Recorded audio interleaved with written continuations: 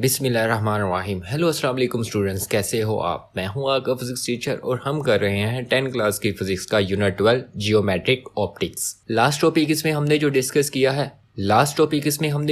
किया था वो था रिफ्लेक्शन ऑफ लाइट। अगर किसी बच्चे ने मेरी लास्ट वीडियो नहीं देखी तो टॉप राइट साइड पे आई के बटन को क्लिक करके मेरी लास्ट वीडियो देख सकता है, या उस वीडियो का लिंक मैंने डिस्क्रिप्शन में भी दिया होगा, आप वहां से भी मेरी लास्ट वीडियो देख सकते हैं। आज का जो हमारा टॉपिक है वो है टोटल इंटरनल रिफ्लेक्शन, कि लाइट का टोटली उसी ही मीडियम में रिफ्लेक्ट होने को हम टोटल इंटरनल रिफ्लेक्शन कहते हैं। When a ray of light travelling in denser medium enter into a rare medium is bend away from the normal, कि जब आपकी एक लाइट रे किसी डेंसर मीडियम मतलब ग्लास, कोई सॉलिड मटेरियल की बात कर रहा है, डेंसर मीडियम से किसी रेयर मीडियम में दाखिल होती है।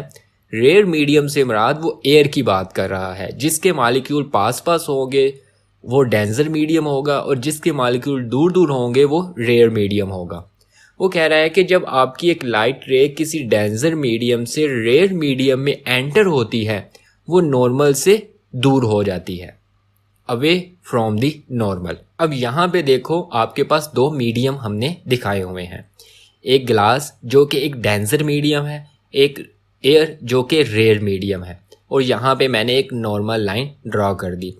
जब भी आपके पास एक लाइट रे, इंसिडेंस रे किसी डेंसर मीडियम से किसी रेयर मीडियम में एंटर होगी तो नॉर्मल से दूर हो जाएगी। लास्ट टॉपिक में भी हमने ये चीज़ डिस्कस की थी कि इंसिडेंस रे जब डेंसर से रेयर मीडियम में एंटर होती है अवे फ्रॉम दी नॉर्मल, के नॉर्मल से दूर हो जाती है। अब मैं जितना इंसिडेंस एंगल इंक्रीज करता जाऊंगा उतना ही रिफ्लेक्टेड एंगल भी क्या होता जाएगा, इंक्रीज होता जाएगा। जैसा कि यहाँ पे अब आपको दूसरी डायग्राम में आपको दिखाता हूँ कि आपके पास ये इंसिडेंस रे और ये आपके पास एक रिफ्लेक्टेड रे। अब मैं जैसे ही इंसिडेंस एंगल को इंक्रीज करूंगा, पहले आई ये इंसिडेंस एंगल था, अब ब्लू लाइन से उसको मैंने रिप्रेजेंट किया है और ये आपके पास इंसिडेंस एंगल है। जब मैं इंसिडेंस एंगल को इंक्रीज करूंगा तो रिफ्लेक्टेड एंगल भी क्या होगा, इंक्रीज होगा। जब मैं मजीद इंसिडेंस एंगल को इंक्रीज करूंगा उसका रिफ्लेक्टेड एंगल मजीद इंक्रीज होगा। एक टाइम आएगा कि इंसिडेंस एंगल के इंक्रीज करने से रिफ्लेक्टेड रे जो नॉर्मल के साथ एंगल बना रही होगी वो 90 होगा।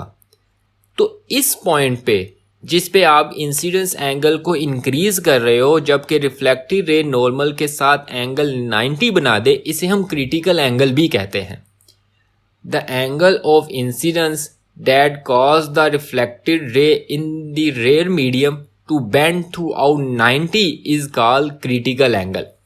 कि आपके पास जो इंसिडेंस रे है जब आपने उसको इंक्रीज किया, उसका इंसिडेंस एंगल इंक्रीज किया, रिफ्लेक्टेड रे जो है वो 90 डिग्री पे बेंड हो गई है, मतलब वो नॉर्मल के साथ अब जो एंगल बना रही है वो 90 डिग्री का बना रही है।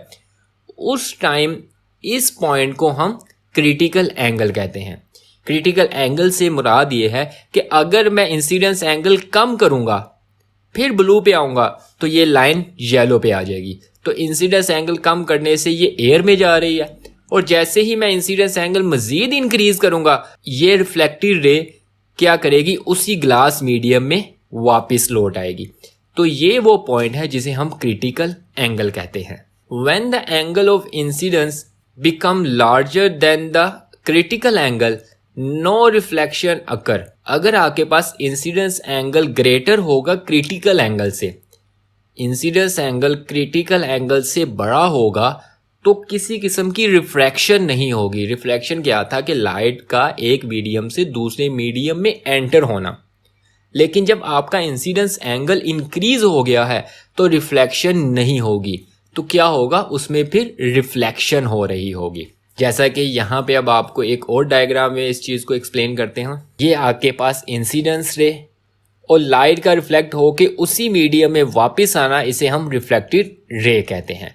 तो इस फिनोमेने को, जिस फिनोमेने में लाइट आपकी उसी ग्लास मीडियम में वापस आ जाए, वो एयर में ना जाए, तो उस फिनोमेने को हम टोटल इंटरनल रिफ्लेक्शन कहते हैं। This is known as total internal reflection of light, और इस चीज़ को हम total internal of reflection of light कहते हैं, कि लाइट का टोटली उसी मीडियम में वापस रिफ्लेक्ट हो जाने को हम टोटल इंटरनल रिफ्लेक्शन कहते हैं। अब ये जो टोटल इंटरनल रिफ्लेक्शन है, इसको हम कहाँ कहाँ पे यूज़ कर रहे होते हैं, इसकी बहुत सी एप्लीकेशन है। आने वाले लेक्चर में हम इसकी एप्लीकेशन को भी डिस्कस करेंगे कि टोटल इंटरनल रिफ्लेक्शन आप कहाँ कहाँ पे यूज़ करते हो। तो ये था आपके पास आज का टॉपिक। अगर किसी बच्चे को कोई भी कन्फ्यूजन है वो कमेंट करके लाजमी डिस्कस कर सकता है। इंशाल्लाह मिलते हैं नेक्स्ट वीडियो में नेक्स्ट लेक्चर के साथ। तब तक के लिए अल्लाह हाफिज़।